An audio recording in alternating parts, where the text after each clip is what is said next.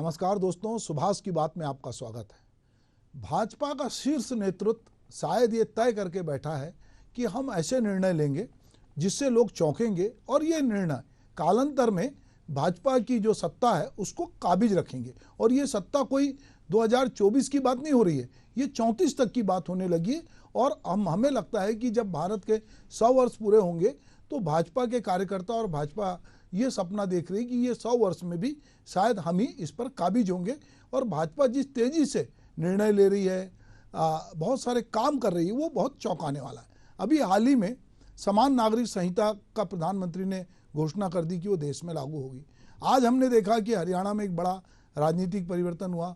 खट्टर जी, जो कि प्रधानमंत्री नरेंद्र मोदी के नज़दीक माने जाते थे, आरएसएस के काडर से आते थे, वो बदल गए। हमने थोड़े दिन पहले देखा कि नीतीश कुमार, जो कि इंडिया गठबंधन को लीड कर रहे थे, वो अचानक से भाजपा में आ जाते हैं। या इधर हम देखते हैं मध्य प्रदेश में सुरेश पचौरी जैसा नेता भाजपा ज्वाइन कर लेता है। तो पूरे देश में इस समय जो भाजपा कर रही है और जिस तरह से उसने विधानसभा चुनाव में नए चेहरों को लाया, तो लगातार भाजपा एक के बाद एक ऐसे निर्णय ले रही है, उसका शीर्ष नेतृत्व ऐसे निर्णय ले रहा है कि लोगों को लगता है कि ये किसी भी तरह की रिस्क लेंगे।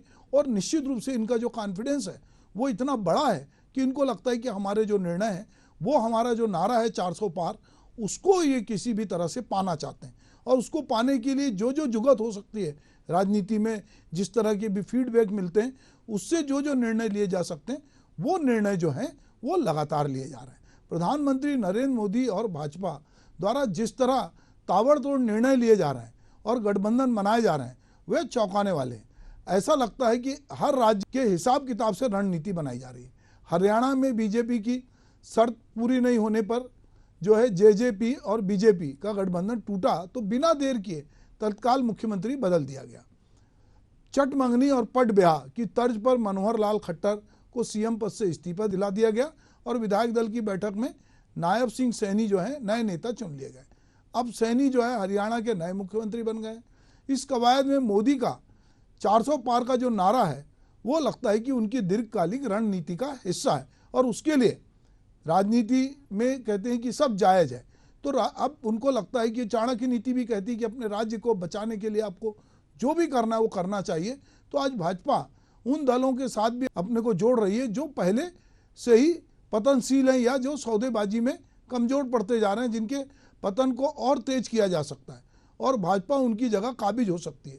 इसी रणनीति के तहत भाजपा ने असम में 2016 में असम गण परिषद, एजीपी और Bodo league people front BPF के साथ गठबंधन करके चुनाव जीता और बाद में बीपीएफ का पत्ता काट दिया। दूसरी जनजाति पार्टी प्रमोद बोरो के नेतृत्व वाली यूनाइटेड पीपुल लिबरेशन जो है यूपीपीएल को अपना साथी बना लिया। 2022 में काफ़ी वो कमज़ोर हो गई।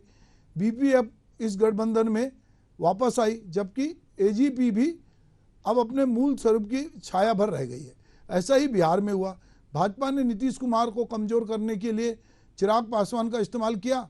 विधानसभा चुनाव में चिराग ने खुद को मोदी का हनुमान बताते हुए जदयू के खिलाफ अपने उम्मीदवार खड़े कर दिए थे। और अब जब भाजपा जदयू के सांसदों को तोड़ने में लगी थी, तो नीतीश कुमार के पास फिर से दल बदल करके वापस लौटने के सिवाय और कोई उपाय नहीं रह गया था।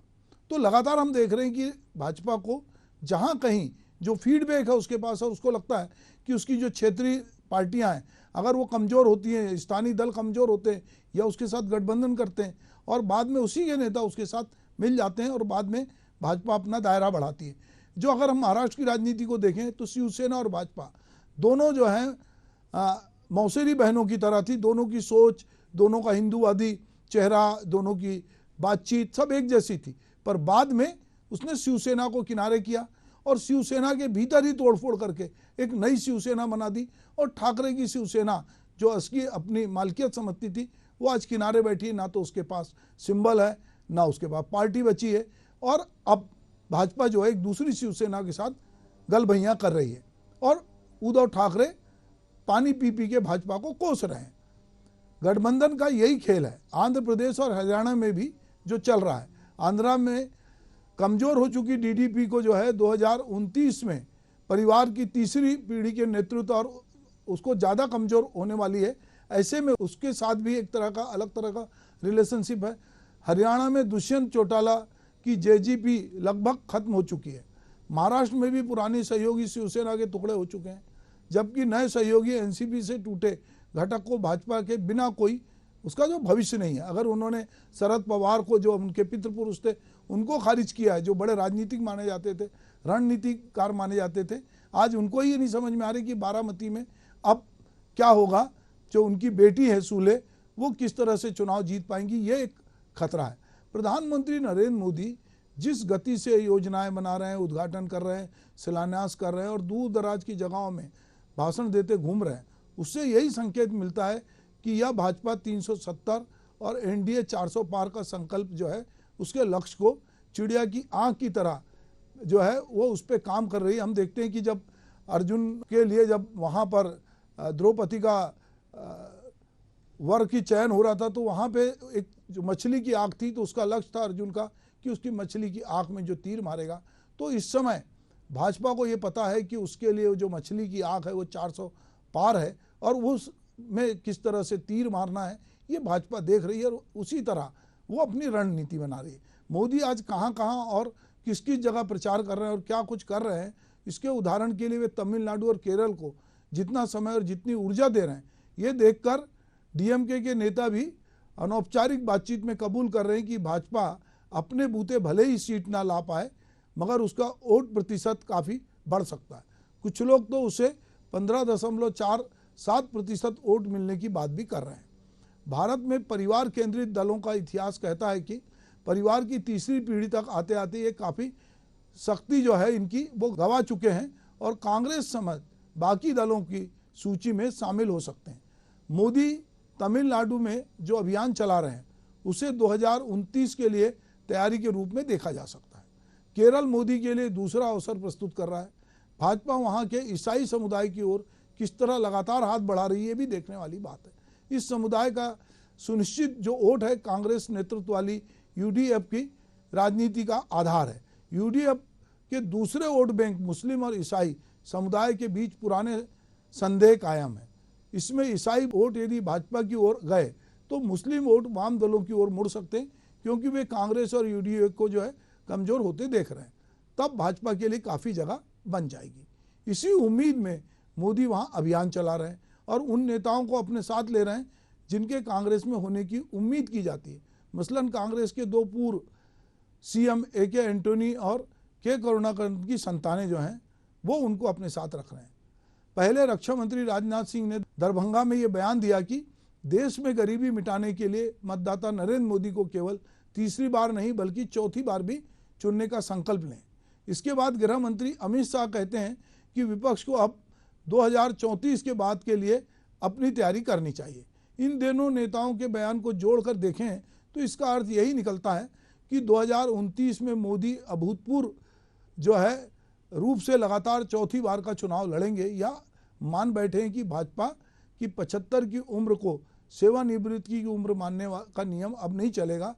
क्योंकि ये हम देख लें कि हेमा मालिनी जो फिल्म अभिनेत्री हैं वो 75 की उम्र में मथुरा से तीसरी बार चुनाव लड़ने जा रही हैं। इसका मतलब यदि हेमा मालिनी लड़ सकती हैं तो फिर जो मोदी मैजिक है या मोदी जिसको चुनाव जिता सकते हैं, मोदी की गारंटी है और देश भी उन पर भरोसा कर रहा है, तो क्या 2029 में मोदी लीड नहीं करेंगे?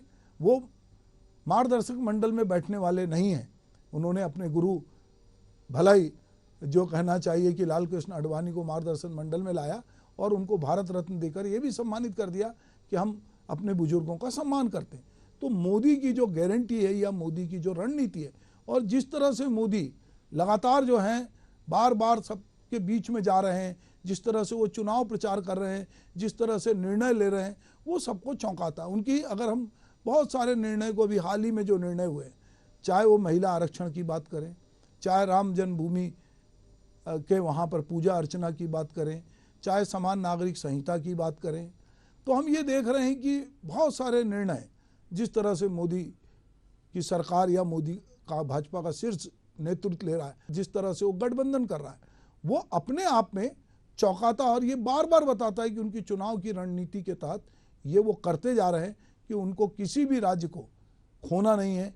हिंदी पट्टी में तो उनको लगता है कि उनकी सफलता तय है, इसलिए वो कहते हैं कि हमको छत्तीसगढ़ में 11 की 11 सीटें मिलेगी, हमको मध्य प्रदेश में 29 मिलेगी, यूपी में हम 80 सीट लेना चाहते हैं, गुजरात उनके पास पूरा का पूरा है। अब उनको जिन राज्यों से खतरा है उन राज्यों में वो गठबंधन कर रहे हैं, वहाँ पर देख रहे हैं कि वो कौन से लोग हैं जो असंतुष्ट हैं या जो वहाँ के मौजूदा जो पार्टियां जो प्रभावी, उसको कैसे कमज़ोर किया जाए।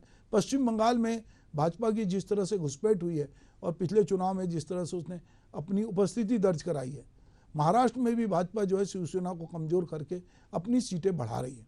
भाजपा को जरूरत पड़ती है तो कभी देवेंद्र फडणवीस को मुख्यमंत्री बनाती है, जरूरत पड़ती है तो उप मुख्यमंत्री बनाती है। यहाँ पर यह भी नहीं है कि एक बार का जो मुख्यमंत्री वो उप मुख्यमंत्री नहीं बन सकता। भाजपा का शीर्ष नेतृत्व तय कर लेता है। तो शिवराज सिंह चौहान कितने ही पावरफुल नेता थे, उनकी जगह जो है डॉक्टर मोहन यादव बन जाते हैं। वसुंधरा राजे को किनारे करके महेश शर्मा को वहाँ बना दिया जाता है।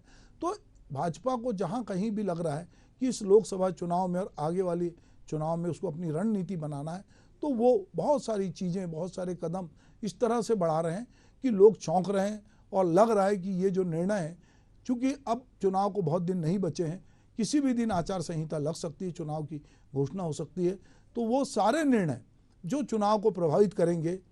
फिल्म आई 370, भाजपा राज्यों में उसको टैक्स फ्री किया गया है और लोगों को दिखाया जा रहा है। इसके पहले काश्मीर फाइल दिखाई गई थी, तो एक तरह का माइंड सेट किया जा रहा है। अब कौन देखने जा रहा है कि 370 जो है उसके हटने के बाद कश्मीर में क्या परिवर्तन हुआ है। पर मोटे मोटे तौर से लोगों को लगता है कश्मीर में सैलानी बढ़े हैं, कश्मीर की अर्थव्यवस्था पे प्रभाव पड़ा है, वहाँ बहुत सारी चीज़ें हो रही है, ये लोगों को लगता है। राम मंदिर बनने से अयोध्या देश का सबसे बड़ा पर्यटक स्थल के रूप में बना है।